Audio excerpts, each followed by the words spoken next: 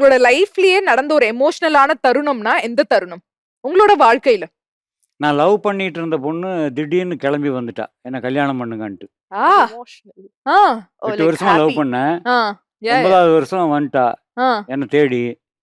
அப்ப நான் வந்து ஆக்சுவலா ஒரு டைரக்டர் தான். ஒரு எடிட்டிங் ரூம்ல ஒரு படம் எடிட் பண்ணிட்டுருக்கேன். திடீர்னு ஒரு அசிஸ்டன்ட் வந்தாரு. "சார் உங்கள தேடி ஒரு பொண்ணு வந்திருக்குன்னா." வெளிய வந்து பார்த்தா ஆட்டோலேருந்து இறங்குறா. பா. என்னன்னு கேட்டேன். "இல்ல எங்க வீட்ல மாப்பிள்ளை பார்க்க ஆரம்பிச்சுட்டாங்க. நீங்க எனக்கு உடனே இப்போ கல்யாணம் பண்ணணும்." அப்படின்னாங்க. ம். சரி அப்படின்னு சொன்னேன். அப்போ வந்து நான் ஆர். சுந்தரா சாருடைய டைரக்டர் தான் நானு. டைரக்டர்ட்ட போய் சொன்னேன். "ஏன் ஒரு பொண்ணு தேடி வந்திருக்கு. அதுவும் லவ் பண்றேன்." ஏன்னா லவ் பண்றதெல்லாம் அவருக்கு தெரியும். ம். அப்ப எல்லாரும் சேம் அது தூயவன், பஞ்சு அருணாசலம் ப்ரொடியூசர்ஸு, ஆ. டைரக்டர் எல்லாரும் சேர்ந்து என்ன பிளான் பண்ணோம், ஓகே கல்யாணம் உடனே. தேடி வந்தது மகாலட்சுமி மாரி வெள்ளிக்கிழமை தான் வந்தா. அற்புதம். எல்லாமே ம். சொல்லுவோம் வெள்ளிக்கிழமை வந்தா மகாலட்சுமி வந்த மாரின்னு. ஓகே அதுவும் செட் ஆச்சு. பிளான் பண்ணோம். சரி எங்க கல்யாணம் வச்சுக்கலான்னு.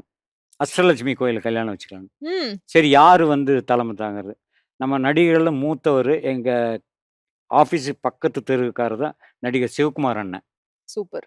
சுகமான ராங்கெல்லாம் ஒர்க் பண்ண நல்ல பழக்கம் அவருக்கு. ஏன்னா இந்த தெருவிலேயர்கள் அடிக்கடி மீட் பண்ணுவோம். அண்ணன் தலைமையிலே பண்ணிடலாம். சிவகுமார் தலைமையில கோயில்ல கல்யாணம். தாலி எடுத்தேன்.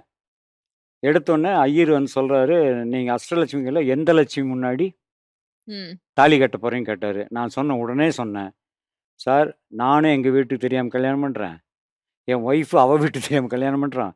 எங்களுக்கு ரொம்ப முக்கியமான விஷயம் நான் கல்யாணம் பண்றது எங்க 2 பேருக்குள்ள தைரியம். அதனால தைரிய லட்சுமி முன்னாடியே தாலி கட்டுவேன்." தைரிய லட்சுமி முன்னாடி தாலி கட்டினேன். ஆ, அற்புதம் சார். இன்று வரை 2 பேருமே தைரியமா அழகா குடும்பம் நடத்திட்டு இருக்கோம். ஆ. இதுதான் வந்து இன்ஸ்பிரேஷன்.